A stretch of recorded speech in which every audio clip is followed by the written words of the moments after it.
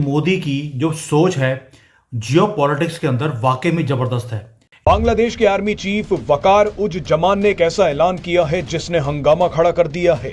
Army chief वकार ने कहा है कि मुझे कुछ काम पूरे करने हैं, उसके बाद मैं छुट्टी ले लूंगा। जनरल वकार उज जमान भारत के वफादार हैं। Indian Army is suggesting the Bangla Army Chief कि आपको इस पॉलिटिकल इंटरवेंशन में आना चाहिए, एक बात, या Indian army chief is making the way कि भाई आपको चाहिए कि आप इस पॉलिटिकल स्टेबल जो डॉक्टर जयशंकर ने कल कहा कि डॉक्टर जयशंकर की धमकी क्या थी। अभी 3 दिन पहले उन्होंने साफ साफ कहा था, स्टेटमेंट दिया था कि बांग्लादेश को अब ये डिसाइड करना है कि बांग्लादेश को भारत से कैसे रिश्ते रखने हैं।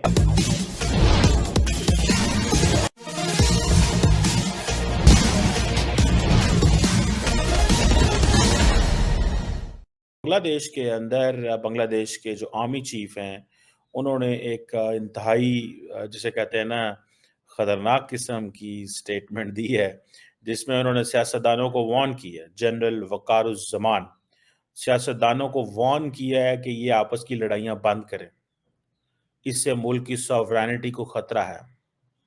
और उसने कहा, I am warning you, you can not later say that I did not warn you. ये जारी बात है, इसको इंडिया जो है वो किस तरह देखता है। और अगर बांग्लादेश के लोगों ने if doctor Yunus is not an elected person, frankly speaking he is not elected person. Doctor Yunus को ही वॉज इन फ्रांस जब उनको कहा गया कि आ जाए एंड आके सारी की सारी भागदौड़ संभाल लें। अब कहा जा रहा था कि इलेक्शंस जो हैं एट द एंड ऑफ 2025 और अर्ली 2026 में होंगे। इट मीन्स कि अगर उन्होंने 2025 की फिगर दे दी है, ठीक है जी, या 2026 की फिगर दे दी है, तो ये 2026 के मिड में भी जा सकते हैं। तो 2 साल लग सकते हैं इन केस शेख हसीना वाजिद का जो असर असूख या सारा कुछ था उसको करने के लिए। So they are taking a lot of time. कि डॉक्टर जयशंकर की धमकी क्या थी। अभी 3 दिन पहले उन्होंने साफ साफ कहा था, स्टेटमेंट दिया था कि बांग्लादेश को अब ये डिसाइड करना है कि बांग्लादेश को भारत से कैसे रिश्ते रखने हैं। मतलब उन्होंने बांग्लादेश को कहा था कि भाई तू अब डिक्लेयर कर दे कि दोस्त है या दुश्मन है, ये बीच वाला जो तमाशा है ये नहीं चलेगा। तो अब दोस्त कहे तो जो जिहादी अंदर बैठे हुए हैं, जिनको सबको यूनुस ने छोड़ दिया है, जितने भी जिहादी थे, जितने भी आतंकवादी थे, जितने भी अलग अलग संगठन थे, उनके जितने भी नेता थे, चाहे वो अंसारुल बंगला टीम हो, चाहे वो आपके आईसिस वाले हों, जितने भी थे उनको सबको छोड़ दिया गया। हिफाजत इस्लाम वाले, हिफाजत इस्लाम पे तो पहले ही ठंडी नज़र थी शेख हसीना की, तो और अलग अलग जो रोहिंग्या संगठन थे वो सबको जो है वो छोड़ दिया। और मुझे लगता है कि जब ये एयर बेस पर हमला हो गया जिसमें रोहिंग्या भी शामिल थे, तो उसके बाद हमारे मिलिट्री चीफ साहब की जो मैं कहता हूँ कि जो 10वीं ग्रंथि थी तो वो काम कर गई। और वो काम करके उनको ये स्पष्ट हो गया कि भाई सबसे पहले तो ये जो नीचे वाला हिस्सा है, टेकनाफ और कॉक्सस बाज़ार और चिटगोंग हिल ट्रैक्ट्स, ये जाएगा। और अराकान आर्मी के माध्यम से ये पूरी तरह से कभी भी निकल सकता है। और बांग्लादेश आर्मी में भी इस समय 3 टुकड़े हो रखे, उनमें से एक तो बीच में जो है वो तो ये वकारुज्जमा साहब हैं, लेकिन जिस तरह का स्टेटमेंट इन्होंने दिया उससे ऐसा लगता है कि ये जो है ये हसीना वाला जो ग्रुप है। और हसीना वाला ग्रुप जो है वो काफ़ी पावरफुल है, क्योंकि हसीना वाला ग्रुप जो है वो बैठा हुआ है मेमन सिंह में। ये जो मेमन सिंह का जो क्षेत्र है वो दोनों जो बड़ी नदियां हैं मेघना और जमुना, इनके यहाँ उनके बीच में पड़ता है, और ढाका भी इसी में पड़ता है। तो ढाका की डिफेंस के लिए यही डिवीज़न काम में आती है। तो इसके जो जनरल साहब हैं वो पूरी तरह से हसीना के फेवर में है। एक और जो है वो भाई साहब वो थोड़े से फेवर में है आपकी खालिदा जिया के। लेकिन अब खालिदा जिया वाला जो ग्रुप है वो भी कह रहा है कि भाई ये जो जिहादी ये यूनुस वाले हैं, इनसे तो हसीना ही ठीक थी। They are taking a lot of time.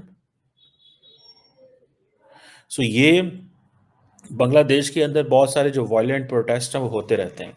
आपको पता है पाकिस्तान में भी हुए थे ये प्रोटेस्ट, लेकिन आर्मी यहाँ पे आपको पता है बड़ी सख्त जो है ना वो माफ़ नहीं करती। इमरान खान की पार्टी ने जब पाकिस्तान की फौज, एयरफोर्स, जीएचक्यू सब पे हमले कर दिए थे और इनका दिल ये था कि हम इतने हालात क्योस क्रिएट कर दें, इतने क्योस क्रिएट कर दें ताकि सिचुएशन जो है वो आर्मी के कंट्रोल से बाहर निकल जाए। पाकिस्तान के अंदर भी होना, लेकिन यहाँ पे फौज का बड़ा सख्त होल्ड है। पाकिस्तान आपको पता है largely it has been a security state, it works in that. और यहाँ पे जो स्टूडेंट प्रोटेस्ट लीडर थे आपको पता है वहाँ बांग्लादेश में नहीद सलाम, उन्होंने भी रिजाइन कर दिया क्योंकि वो नई पॉलिटिकल पार्टी बना रहे हैं और वो आईटी मिनिस्ट्री और इन चीज़ों को देख रहे थे।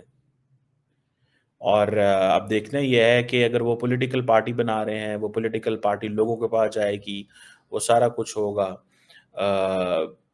ये आप देखते हैं कि क्या जो नहीद इस्लाम क्या करते हैं। अब देखें पिछले टेन्योर में क्या हुआ था जब शेख हसीना वाजिद को फारिग किया गया। जो आर्मी चीफ है उन्होंने कंप्लीटली कहते हैं रिफ्रेन किया, लेकिन मेरी ज़ाती राय यह है कि उन्होंने कोई रिफ्रेन नहीं किया।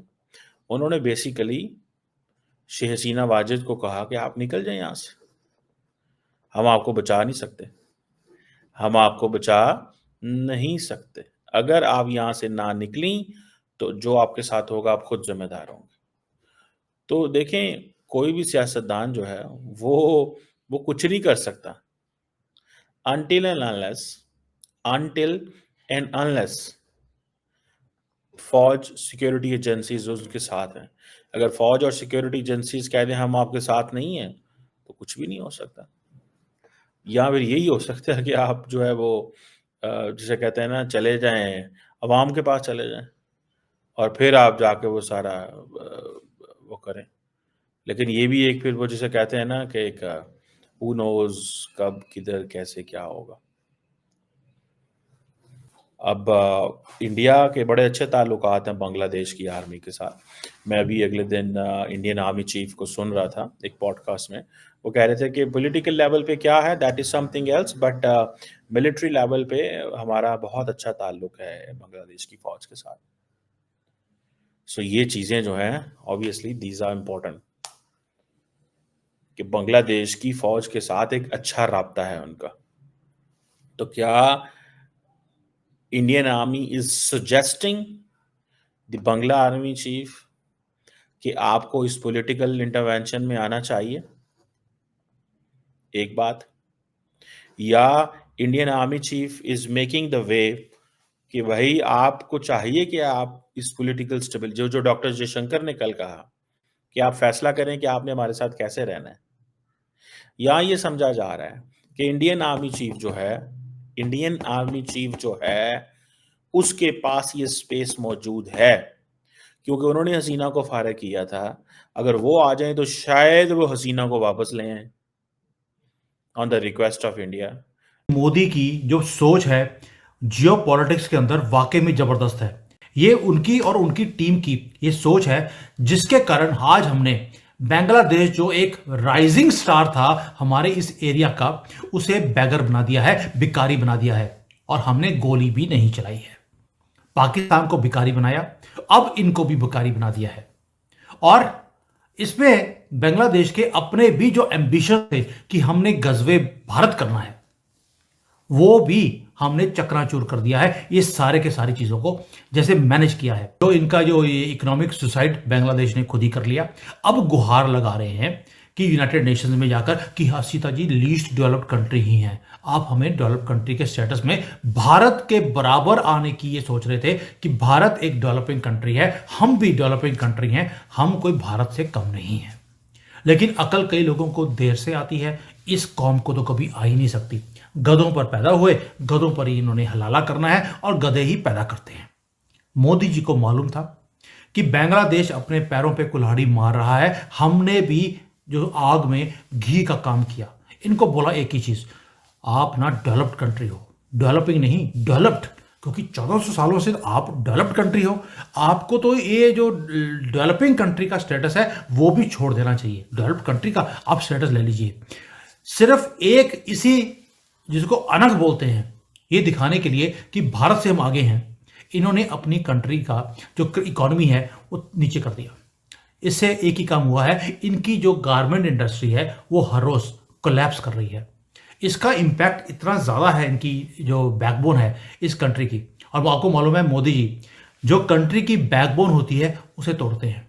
हमने पाकिस्तान की भी बैकबोन तोड़ी, चाइना की इलेक्ट्रॉनिक्स और ईवी ये दो उनकी बैकबोन है, हमने उसको बंद किया है कि भारत में नहीं आ सकता। इनके ऐप्स इनकी वो थी बैकबोन, हमने चाइना की बैकबोन को भी तोड़ा है अच्छी तरह से और दुनिया में इनको एक्सपोज भी किया है।